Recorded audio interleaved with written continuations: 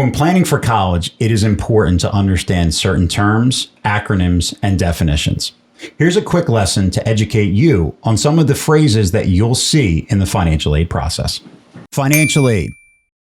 Very simply put, financial aid is any money that is offered to a student to help pay for college. It can be in the form of what's known as gift aid or self-help, essentially meaning grants, scholarships, loans, and work studies. It's meant to help a student afford a college education. The free application for federal student aid, you know it as the FAFSA. Now, the FAFSA is exactly what it sounds like, right? It's a free application to qualify for student aid. This application is the number one most important document that you need to submit, because if you do not, you don't qualify for any type of aid that can exist. The expected family contribution, the EFC. In my opinion, the most three important letters in college planning, because the EFC is the amount of money that a student and their parents can be expected to pay towards the cost of college. A student's need for financial assistance is established by subtracting the expected family contribution from the total cost of attendance. Financial need, extremely important to understand what financial need is. When a family completes financial aid forms, you are given your EFC. The cost of attendance at a school determines what their true cost for 1 year is. You subtract the expected family contribution from that number, and what you are left with is financial need.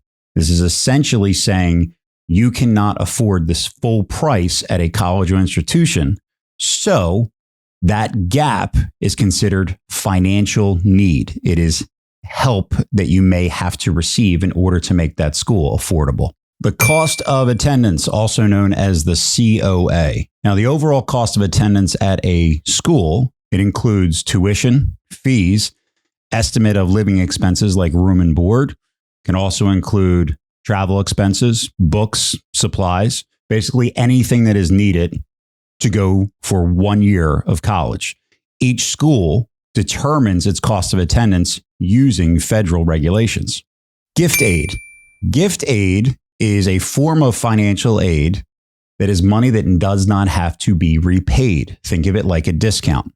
Typically, gift aid is given out in the form of what's known as a grant or a scholarship. The academic year. It's important to know the academic year. May sound simple, but it's not the year that you're in now, but it's the actual academic year that your student will be attending a school. So the fall of first year is the start of the academic year, and the spring of the following year is the end of that academic year.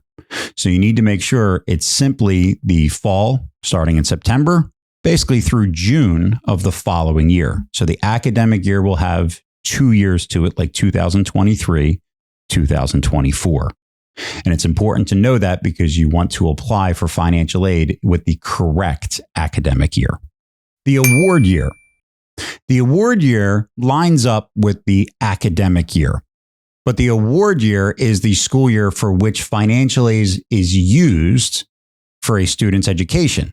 But it's generally a 12-month period. It begins on July 1st of year one and ends on June 30th of the following year. The College Scholarship Service Profile, better known as the CSS profile.